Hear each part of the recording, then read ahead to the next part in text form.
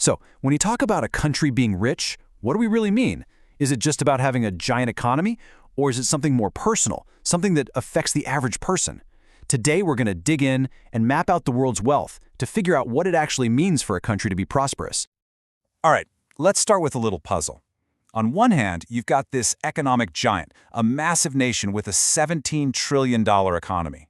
But on the other hand, you have this tiny nation. Its economy is just a fraction of that size, but it's supercharged and incredibly valuable for each person living there. So which one's richer? Well, that's the whole point. Just looking at the total size doesn't give you the full story. So to solve our puzzle, we need the right tool. We need a way to level the playing field so we can fairly compare a country with 1 billion people to one with, say, just a few 100,000. And that tool has a kind of fancy name, GDP per capita adjusted for PPP. Now, I know it sounds complicated, but the idea is actually super simple. You take a country's total economic output, its GDP, and you divide it by its population. But then, and this is the really clever part, you adjust it for how much stuff actually costs in that country.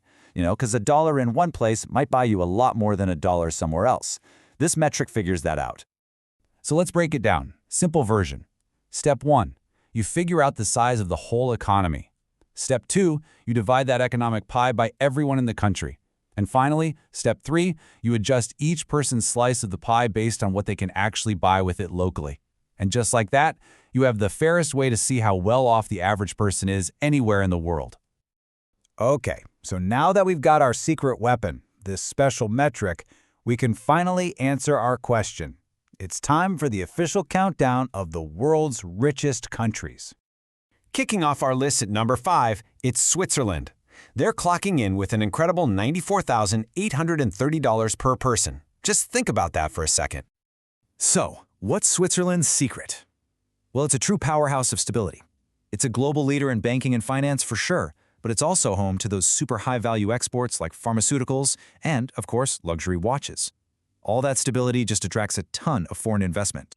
All right, coming in at number 4, we're taking a huge leap up the ladder. It's Qatar, with an eye-watering $114,210 per person.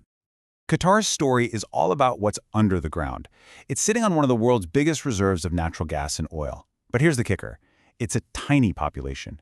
So when you take all that massive resource wealth and divide it among a small number of people, that per-person number just skyrockets. And now for the bronze medal. And this one might actually surprise you.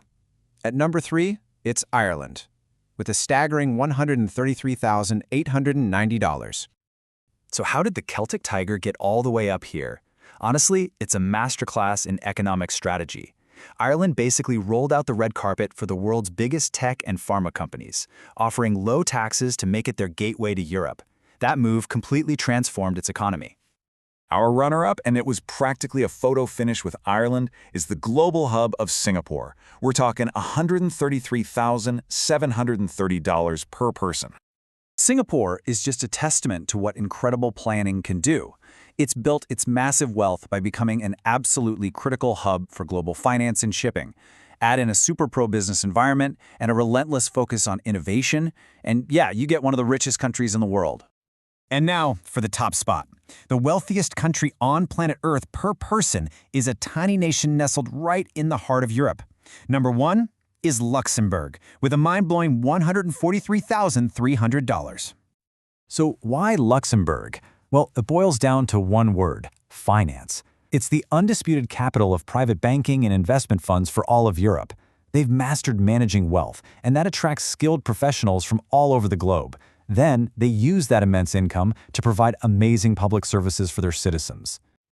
Okay, so there you have it. Our countdown is over. But let's take a step back and look at this list of economic champions. Do we see any patterns here? What is this list really telling us? Well, the most obvious pattern jumps right out at you, doesn't it? Every single country in our top 5 is small. You don't see huge economies like the US or China or Germany. The world's richest nations per person are also some of its smallest. And, that's no coincidence. There's a clear pattern, a kind of billionaire blueprint for national wealth.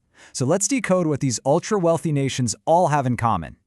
This chart really lays out the formula perfectly. You combine a small population with a highly specialized, super high-value economic driver. Luxembourg's got finance, Singapore's got global trade, Ireland courted all those multinational HQs, and Qatar has its natural gas. It's all about having a concentrated, powerful economic engine with fewer people to share the money with. But this all leads to a much, much bigger question. We've figured out how to measure what makes a country rich, but does being rich automatically mean a country is successful, in the ways that actually matter? This is so important to remember. Our metric, as powerful as it is, has some major blind spots. GDP per capita doesn't tell us if that wealth is spread out evenly or if it's all going to a tiny few. It tells us nothing about happiness or work-life balance or the health of our planet. A big number on a spreadsheet just doesn't guarantee a good life. And that kind of leaves us with this one last thing to think about. We've seen the blueprint for creating national wealth. It's often about specialization and having a small population. But if we were to design a blueprint not for wealth, but for human progress, what would that look like instead?